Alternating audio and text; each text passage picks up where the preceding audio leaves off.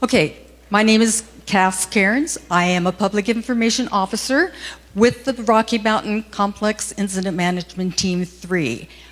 We would like to welcome you to coming to the Elk Fire Community Meeting. We really appreciate you coming tonight for us to provide you with information and answer questions after the presentations.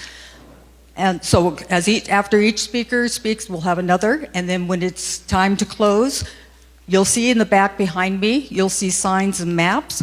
So if you have questions to any specific cooperator or team members, you can come back there and talk one-on-one, ask your questions, and that way you can spend some time with them. So with that, we'll go ahead and get started.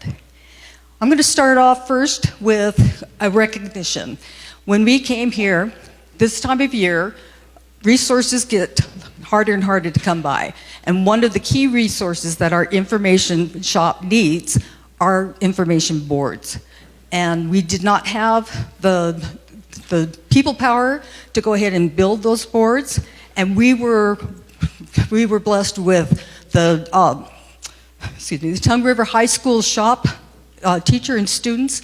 They stepped up, and we got the materials, and they built boards for us, and we can't thank them enough. That is really awesome. If you guys would like to come up, please.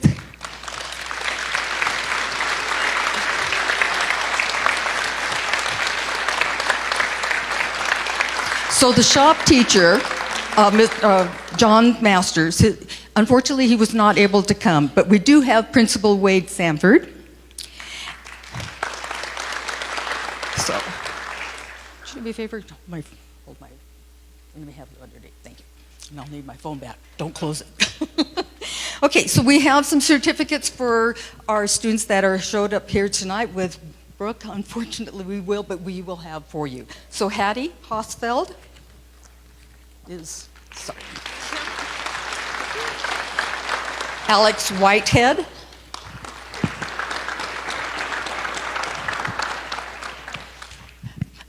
Paxton Axsmith.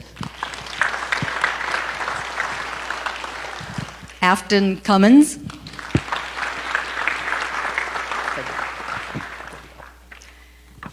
And McKenna Smith. McKenna Smith was not able to make it, but I also want to acknowledge the students that were not able to make it here tonight, like I say, in addition to Mr. Masters. Again, we are extremely appreciative, because without it, it would have taken 4 or 5 days before we can get those information boards out on the ground and provide you information in a really nice manner where you can get not just a handout for the update, but you can see a nice size map, closures, those types of things. So the other students that were there, like say, Brooke did show up. Brooke Crum, will you? Thank you. Then there's Cheney Resch, TJ Watkins, Kaya Castor, and then also we'd like to thank those that also assisted with this project, Janessa Blaine, Patrick O'Hara, and Shauna Michelina. Thank you, everybody.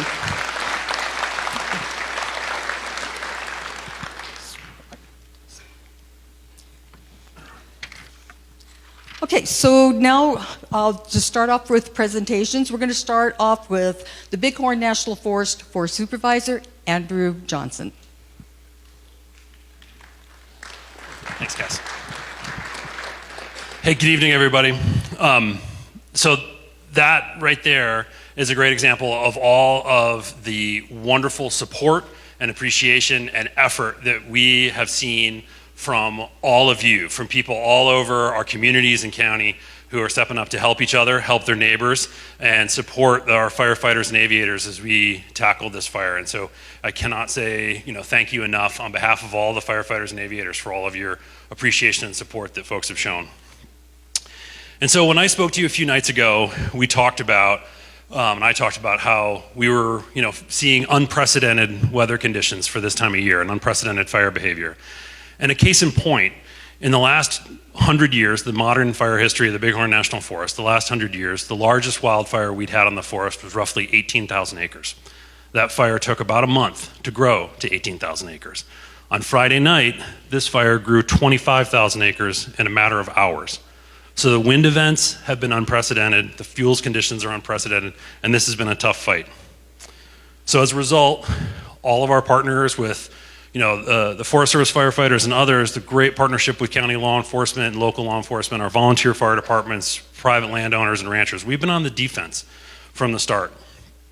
From when this fire was first reported to us at 8:30 in the morning, and we launched an air attack aircraft that we had pre-positioned in Sheridan for just this sort of thing. We sent 2 engines, a 20-person hand crew, and launched 2 helicopters within the first 10 minutes to try to get up there and get out on the ground, get eyes on this fire, and start to take action. We put retardant on it on the first day, multiple drops of retardant, put a lot of water on it, and we fought hard. But again, we've been on the defense from the start. This fire has shown an incredible resistance to control. It's been driven hard by the weather, and it's grown the way you've seen it grow. But I'm sick of being on the defense. And so working together with the team, we're coming up with strategies that we think will have a high probability of success, that mitigate risk to our firefighters and aviators, and protect those critical values at risk: your homes, your lives, your livelihoods, your private lands, and our backyard, and our drinking water. So we're ready to go on the offense. We're going to try to take advantage of the weather, try to take advantage of the great resources we've got and all the support that you've given us to go on the offense in the coming days as best we are able to try to slow this fire down and mitigate the effects that it is having on all of us. So again, appreciate your support, and and thanks to all the firefighters and aviators and law enforcement who are helping us out. Thank you, Andrew. One other thing that I forgot to mention. We are recording this meeting, and we will post it afterwards on Facebook, on the Bighorn National Forest Facebook page. And that way, if you missed anything or you wanted to revisit anything, you can do that. Friends and other folks, neighbors that weren't able to come, they can also pass the word. And if you have questions or anything else, just put them in the comments and we will get back to you. So on our next speaker, we are going to hear from your Sheridan County Sheriff, Levi Dominguez.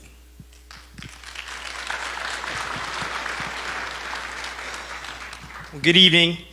Thank you for being here. To say that Sheridan County's had a rough year, a challenging year, is an understatement. We started off with Sheridan Police Officer Sergeant Nevada Krinke being murdered in the line of duty.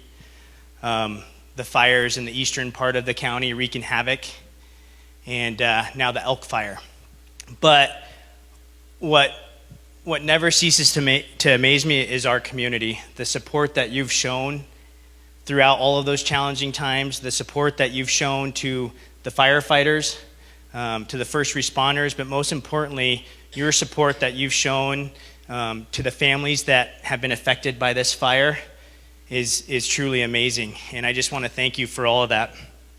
Before I go over the evacuation map, I want you to just keep in mind that this map that you're seeing up here, it's constantly changing, very dynamic, fluid. We're constantly looking at it every single day, sometimes multiple times a day. When that fire's kicking our butt, we're looking at it right at the moment's time to make sure that we give you all the best information, communication, and enough time to be safe.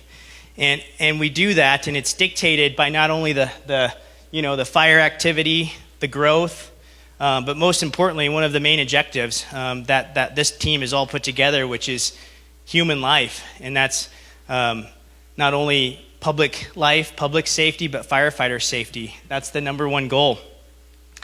For those of you that weren't here or not familiar, just quickly explain the ready, set, go on the maps when we go over it and you're looking at it.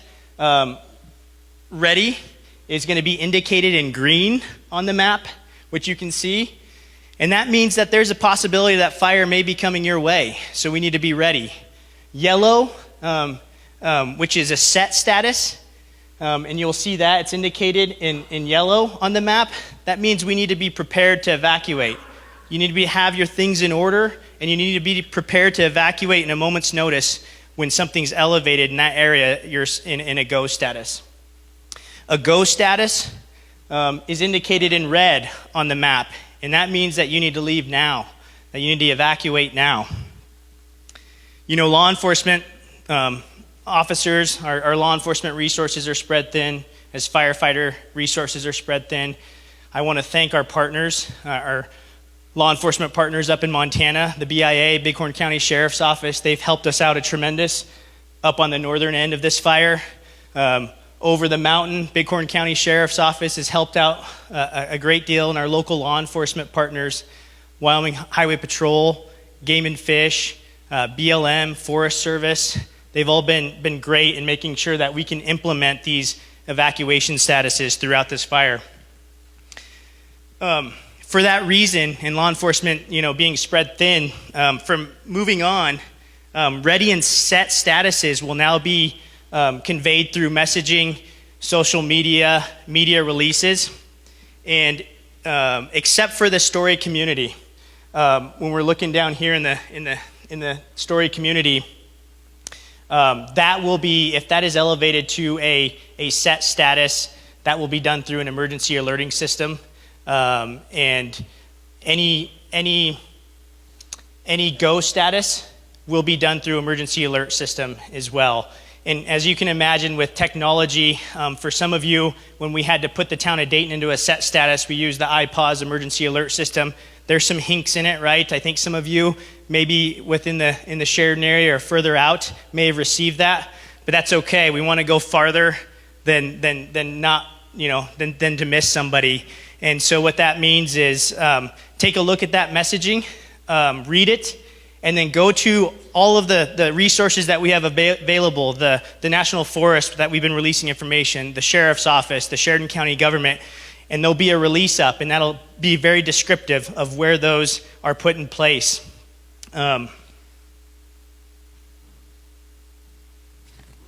If we have an area that has been moved into set and go statuses, there'll be a very heavy law enforcement presence in that area, so that way if there's any questions from the community, you can reach out to the law enforcement officers that are in the area, and they will be able to help you and guide you through where you're at within that. They'll have maps, they'll be able to say, yes, you're in a set, or no, or you're in a go status. When we go over this map right now, I'm going to go over it, and as you can look at it, this fire has now affected the entire length of Sheridan County from north to south in one way or another. We look at road closures initially. When you're looking at the maps on those and the evacuation map, those will be, you can identify those by blue X's on the map. And those road closures are very important. That's to ensure that firefighters can get in and around the area safely and their equipment.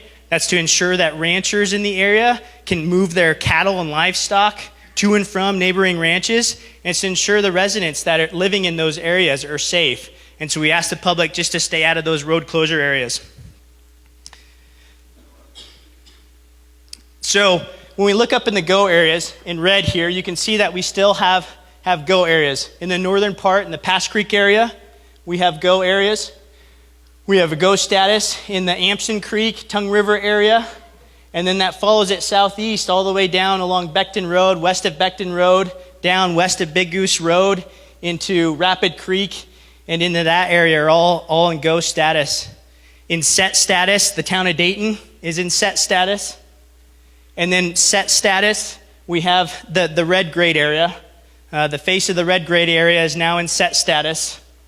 And that includes some of the subdivisions on the face of the red grade. The private cabin owners in Blacktooth and TP are all in set status. And then following down, the foothills towards and in the community of Story is now in a ready status. And I know we've had a little bit of questions of that looks like it's gone a long ways. The fire is just a little north of Big Goose right now, the Big Goose Canyon area.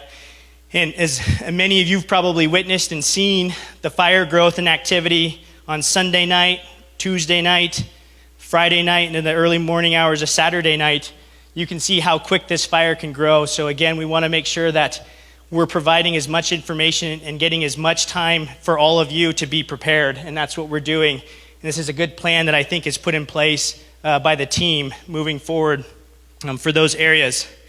I want to speak briefly about the go areas, the red areas. I want to ask the public and residents in those areas to please stay out of those areas, especially when there's active fire in those areas. If we have civilians in those go areas, in the red areas, when there's active fire, what we're doing is that firefighters are now taking the firefighters' focus away from protecting structures and property, and their focus has now been moved on to the civilians in those go areas. Their focus goes to that number one objective, which is human safety, your safety. So when you're in those go areas and you're in there, their focus is transitioned. So they're no longer concerned about the structures and the private property. They're concerned about your safety. And that's a huge, huge distraction on the firefighters, and it will hinder firefighting operations. And we've seen that already. So please, please stay out of those go areas. I do want to end on a good note. We're going to be looking tomorrow, the team, at how we can reduce some of these areas, some of these go areas tomorrow, some of these set areas, the set area specifically in the town of Dayton, if things are looking good throughout the night. And so, again, we're constantly looking at that, but that's something to look forward to, that we're going to start looking, especially this black line that they'll speak to in a little bit, which shows some of the containment, that we're going to reduce some of those areas, that are in go and maybe into set, and some of those areas that maybe are in set into ready. And so again, I just want to thank all of you for being here, for caring about your community, and for your cooperation. So thank you.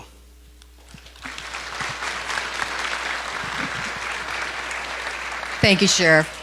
Our next speaker is your Sheridan County Emergency Manager, Jesse Ludikhuize. Thank you all for coming tonight. I truly appreciate your time and getting this information out there. I just want to talk briefly here about some of the statuses that we do have. Currently, there's around 3,000 structures that are in some form of ready, set, or go. Again, these are structures, and so there's usually with those is multiple people in a structure, right? So that's quite a number. And around 5,000 of them are in the go status. So total, we have about 3,000 structures that are in some form of status, and then about 5,000 in go.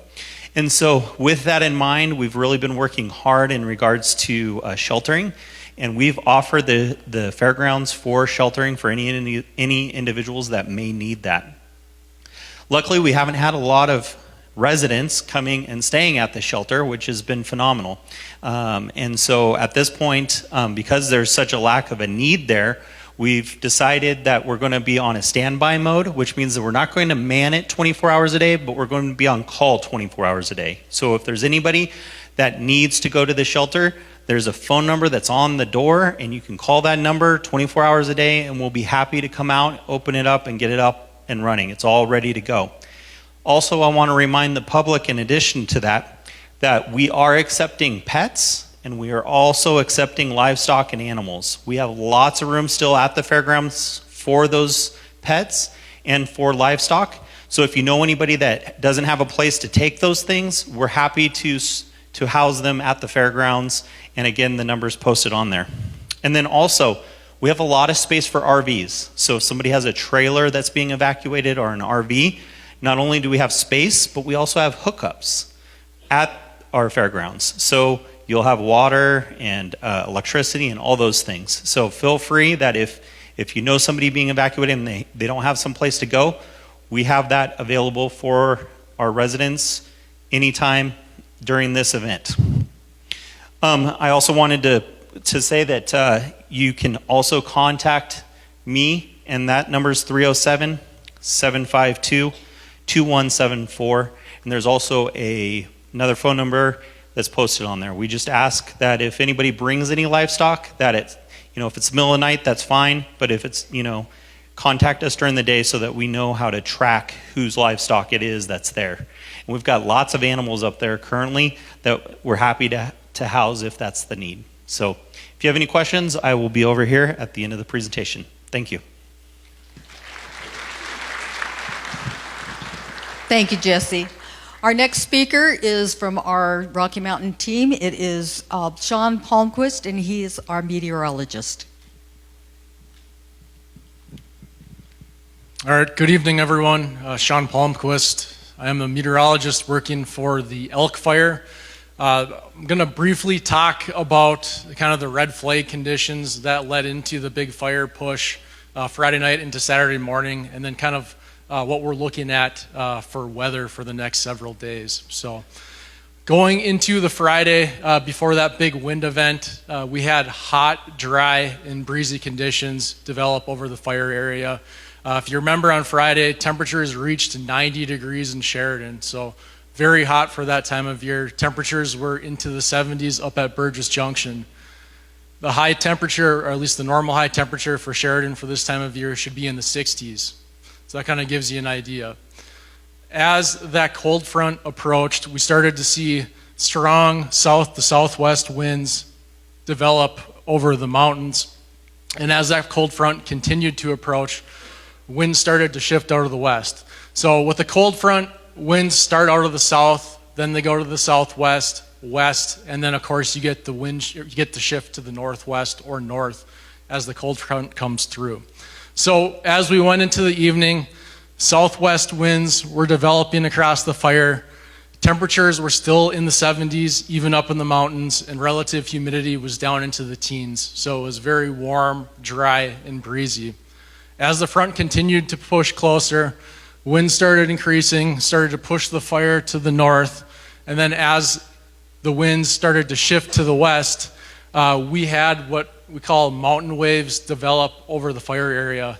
And if you live near the Bighorns, you may be familiar with what mountain waves are, right? So essentially what you get is very gusty, erratic winds switching from west to east. You get kind of a rotor effect. Wind, you could create an eddy going downwind from the mountains. A good way to explain it is think of a rock in the river, water moving over that rock, how you get those eddies kind of on the backside of it. The Bighorns act in the same way.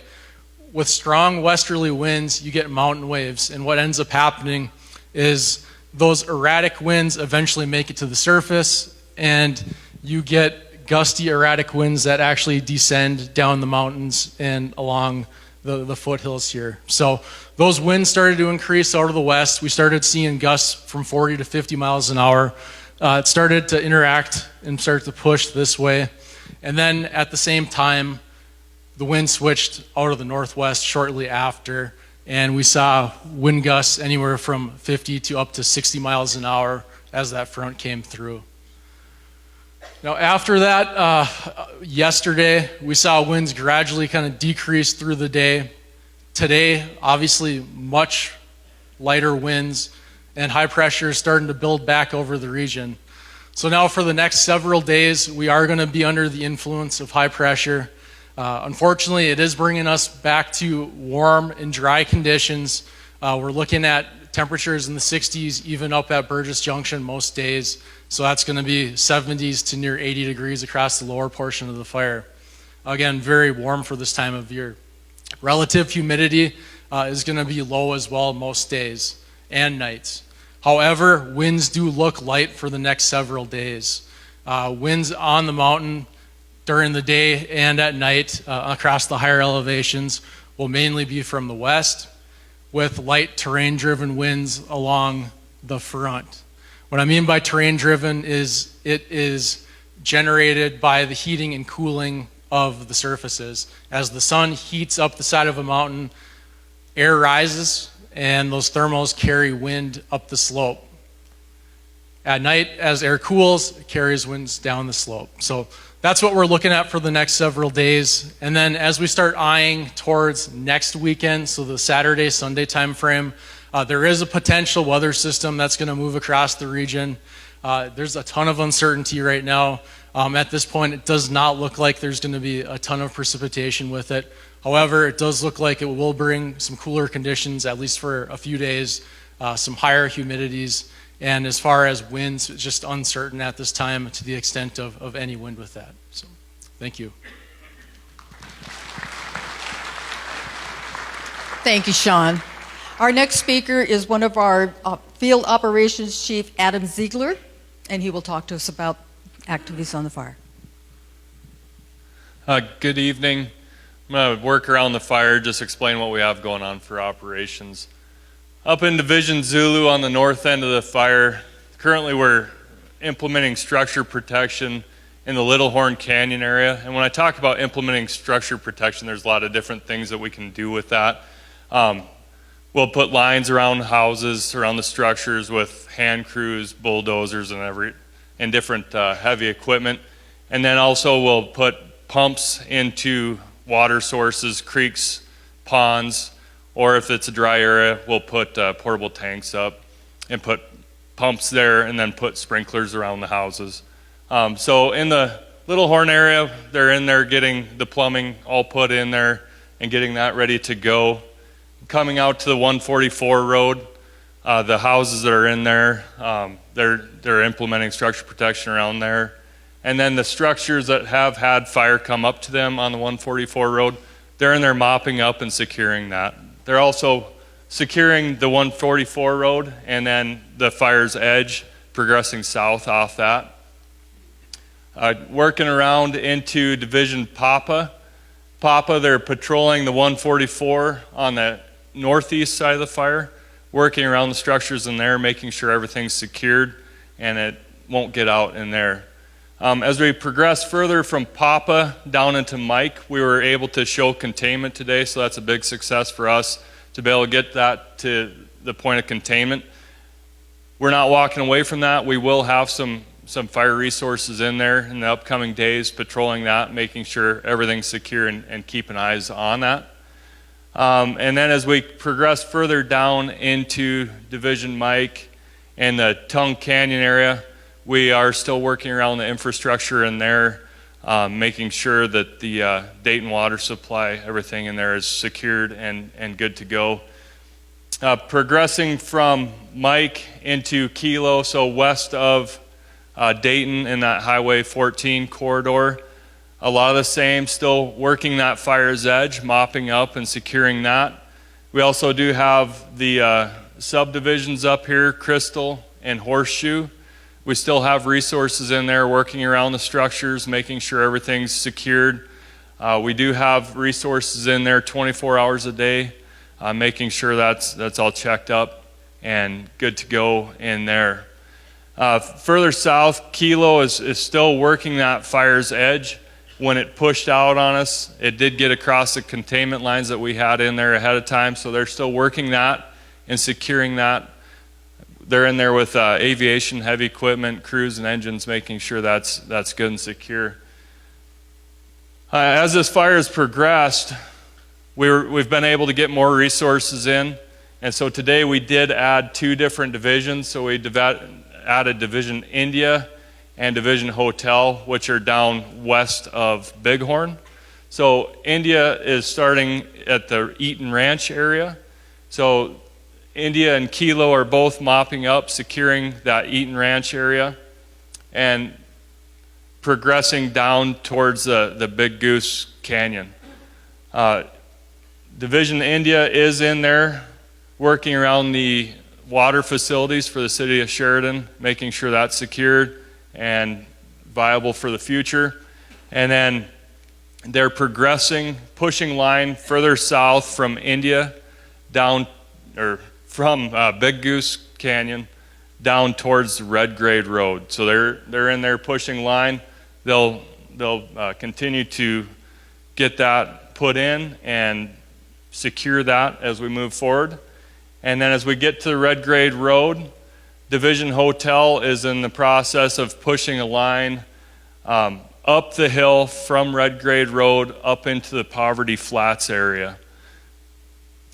We understand the way this fire is moving that we need to get ahead of it. And as Andrew Johnson said, we're going on the offense. We got enough resources in, and we're able to shift resources from the areas that we've had good success on and shift them south and get ahead of this. And we're pushing really hard south and pushing it back up on the hill past the Poverty Flats to get a toehold on the south end. We've also been assisted with a lot of aviation assets. We currently have 9 helicopters assigned to the fire of different types. We also have 2 UAS modules, which those are the drones, the unmanned aviation systems. And they're helping us with thermal mapping. When it's too smoky to be able to fly, they can get up there and they can give us mapping and images of what's going on. And they can also assist us with aerial firing as needed. We also do have 2 air attack platforms, or 2 air tactical group supervisors, and they're providing essentially air traffic control for all of our aircraft and giving us eyes from up in the sky, helping us make decisions up there. Progressing around, Division Foxtrot and Division Delta have really been focused in the Burgess Junction area, implementing structure protection up in the Burgess Junction area, and also looking for different options on the west side of where we can slow down and limit the fire's progress towards the west and the south. And then we do have Division Alpha also up on the northwest side, looking for different options further west up in that Crater Ridge area. Delta is also using heavy equipment along the highway, or not highway, Forest Road 15, and opening the timber stringers up that come down to that road as potential future control lines. Thank you. Thank you so much. Our next speaker is from the Big Goose Water Treatment. He's the supervisor, Jerod Trainmoe.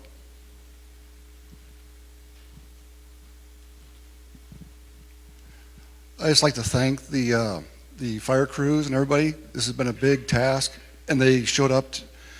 I think it was it's probably Tuesday afternoon, or not Tuesday, Thursday afternoon, to let us know that the fire was going to come towards us, and we got the chance to do a lot of clearing and grubbing around our properties and set up sprinkler systems and whatnot to get this protect our assets. What we've done is we had to get the Big Goose plant and secure the Big Goose plant. We got our sprinkler system turned back on again at the intake facility. So our intake facility is sitting right here in the canyon, very steep, and it's the remote end of the road property. We have to get access through a ranch to get to it. And there's only one way in and out of there. The Big Goose plant takes care of the SAW system, and the intake facility takes care of the SAW and the City of Sheridan property, or the City of Sheridan water treatment system. So it's vital that we keep those 2 assets protected. The other part of it was yesterday afternoon we went up to Twin Lakes and we released more water into the Big Goose water river, and that helped us bring up the CFS that was already depleted from the season got over with. The other part was today we got access to the Big Goose plant, so we can go out there and make sure that all our tanks and everything were filled up, and that is all good. We have full tank capacity at our water treatment plant, and the Sheridan plant both are full of water, so we're good on all that part. Everything's looking good. And that's it. Thank you very much.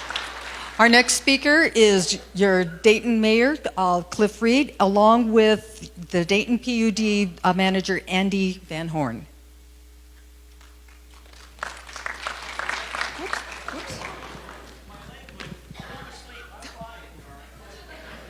I think we've all been there, right?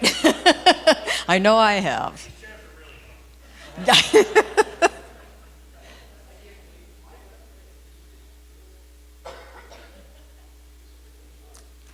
We're going to listen to our mayor right here. I'm going to make it. You get. Oh, he's tough. I knew when I stood up I should stay there for a minute.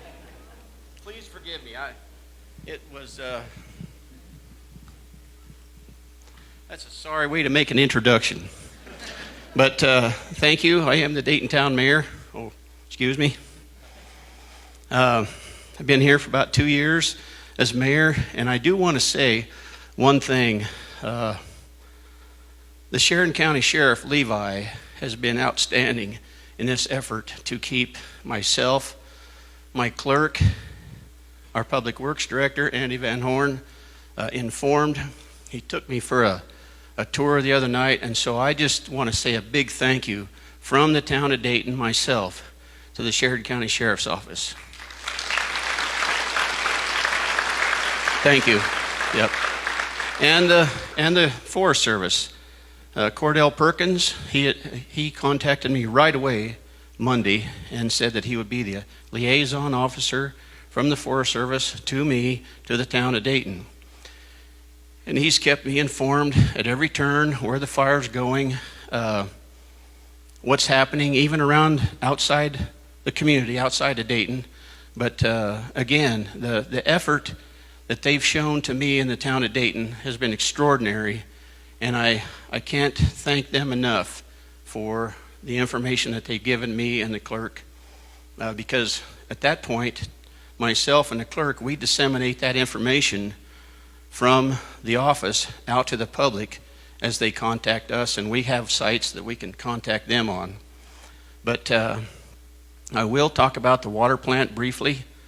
It did get within a few hundred yards of our water plant, and as Sheridan talked, it is vital to the town of Dayton that our water plant is up and functioning. The other night we lost power early in the morning. I want to thank MDU for, Andy called MDU and they were right out there fast. And so we did restore power to that. We do have a generator, and so the water was always on. But we have to be very careful with that plant. The fire came down within a few hundred yards, and that was, other than the human life that is around the community, that was my big concern, was the water plant. And so it's looking pretty good right now, as the sheriff said. I do want to thank the town of Dayton people for their cooperation with the law enforcement, the Forest Service, because that's one thing we didn't need, was people running around looking, getting in their way. And we did have a little problem with rumor control for a while, but we kind of stomped on that a little bit, because that's really not good when you have people spreading rumors that instill fear and uncertainty in people.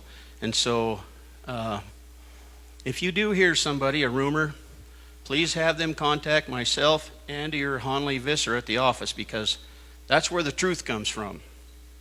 And so I want to say thank you. And Andy, if you wouldn't mind standing up, this guy has done a Herculean effort for the town of Dayton. He's kept us running. Thank you.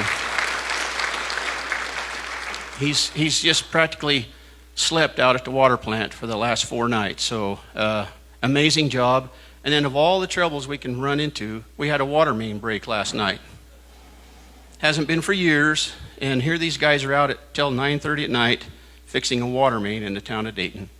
I just want to let you know that I am very grateful, and my hearts go out to the people that lost their homes up in the Horseshoe subdivision. I'm still not sure how many homes were lost at this point, but our hearts go out to them. We have set up GoFundMe sites, and that money will be used to given to the fire department and those people who have lost their homes. I mean, other than losing a loved one, we've no idea what it could be like to lose a home, especially going into winter. And then the ranchers, I want to say thank you to them who contacted myself, offering some of their land to park equipment on. They offered some of them had heavy equipment, and that's why we live where we live here in Wyoming. This community has really went hand in hand helping people. It's been humbling to receive these phone calls from the locals around here, willing to help, give their time and their materials to help these people in need. And that's why we live here. We live in a great place. I'm just thankful for you all, and thanks again. Thank you. Thank you very much, Mayor. Our final speaker is our Rocky Mountain Incident Management Team Incident Commander, Casey Cheesbrough.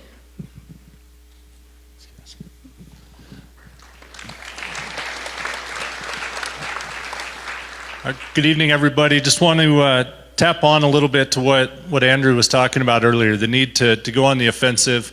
One of the first things we talked about as a team when we got here was taking the initiative and getting to a spot where we could be proactive in the things that we were doing. And I just want to highlight a few of those things because it looks a little bit different. Sometimes the nature of fire, especially with 50 mile an hour, 60 mile an hour winds, the nature of it kind of dictates that we will just have to react some days to the actual fire itself. But the things that the sheriff talked about, the evacuation planning, being proactive up front when we came in, being proactive with our partners in mapping these areas out, really led to some success the night of that explosive growth that we had on the fire there to get folks out of harm's way. So being proactive with that evacuation planning.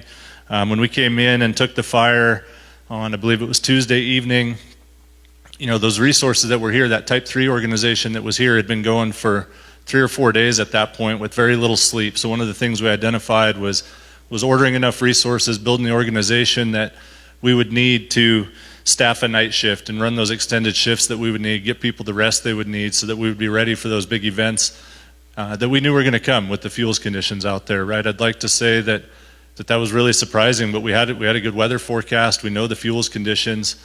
We knew that potential was there for that kind of fire growth, and I'd like to say we were pretty well staffed up on our night shift for the challenge that was handed to us. Little things out on the ground, just tactically, some of the things that we did prior to that growth, some of the retardant that we were putting down on the ground that day, out in front of the fire, out around some of the values at risk that the fire ended up moving through in the middle of the night. I haven't been out to some of those areas, but I know looking at pictures and hearing from the ground that some of that stuff helped protect some of the structures that were out there. Unfortunately, we did have some loss that night, and my heart goes out as well to the folks that lost property, had property damaged in that event. It was just a really an eventful evening, and our heart goes out as a team to the folks that experienced some loss from that.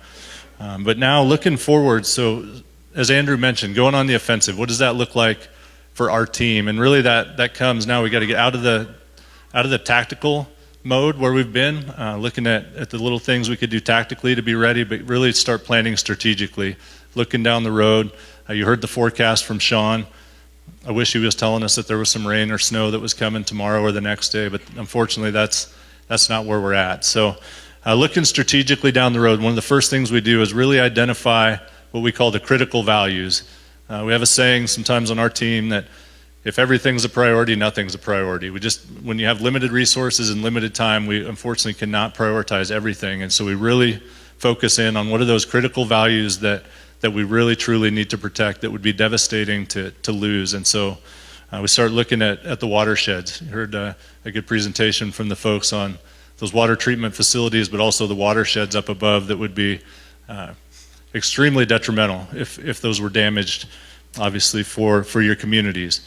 The communities themselves, the structures, the primary residences especially, but the other property that's out there, the secondary homes, the cabins, the lodges, those infrastructure that are out there that are so vital to the economy here, another critical value that we have.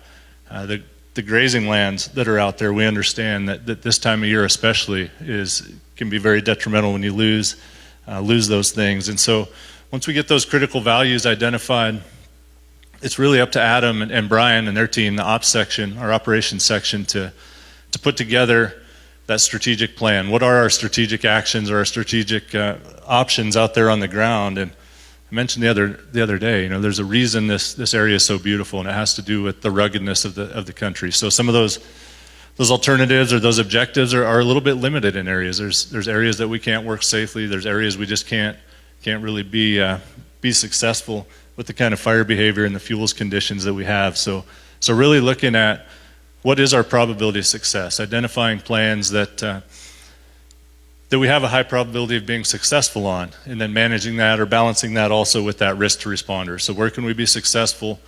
Where can we do it safely?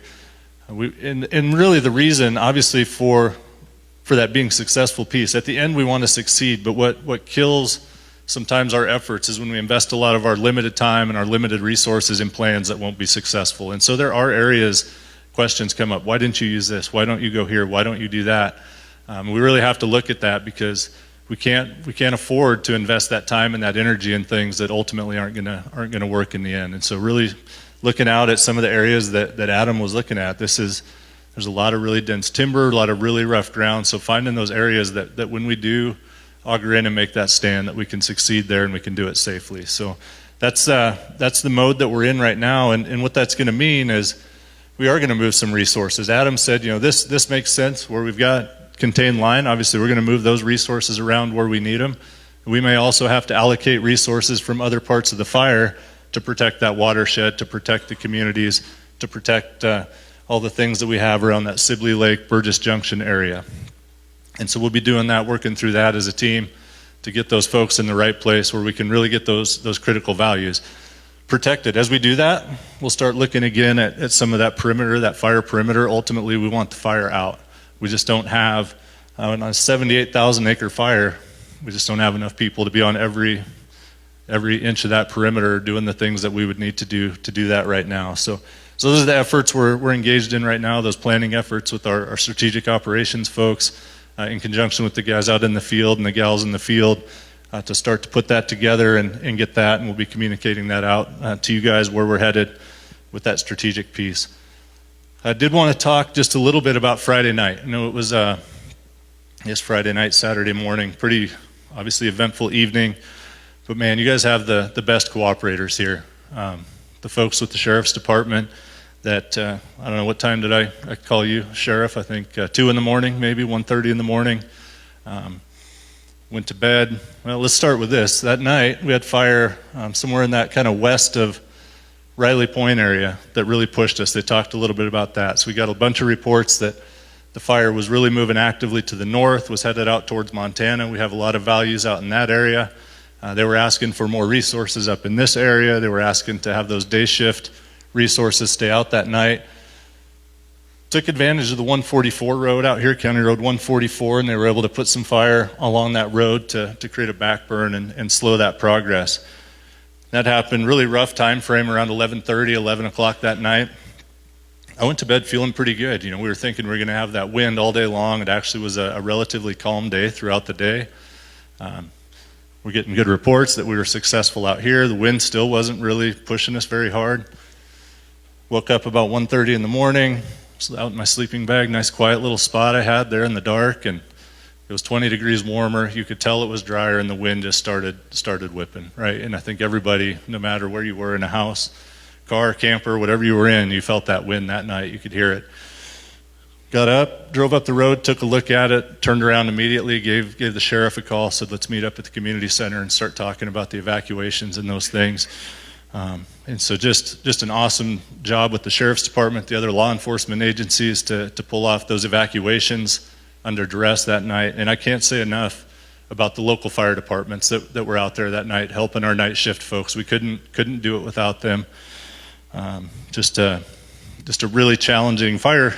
Fire's disorienting enough, the smoke, the heat, all of it's scary. It's kind of very disorienting, and to do that at night and to keep everybody safe and coordinate the efforts that they needed to get around and protect the property that they could, that we had a chance with. Just can't say enough about that. Shawn, our meteorologist, I'm sure you don't love getting up at 2 in the morning, but that was after I called the sheriff, reached out, said, Shawn, I need you to come in, start getting us some accurate weather so we know what's going to happen. And really, it's kind of crazy. By that point, the front had passed, and the weather, even within just that 1 hour time frame, had already started to moderate a little bit. And so we felt a little bit better. That's why, with Dayton, we just went into the wrong map over here, because the weather had transitioned where we were getting that wind more out of the north, was pushing the fire kind of away from Dayton and more just straight to the south.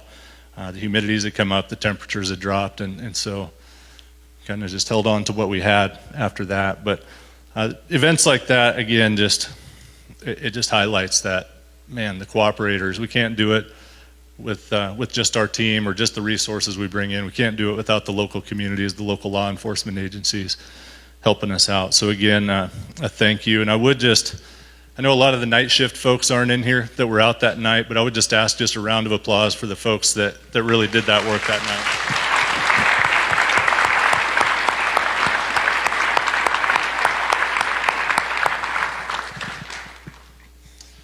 Just want to kind of end with, on that note of the cooperators, just talk about a couple things that we do daily as part of our our daily cycle.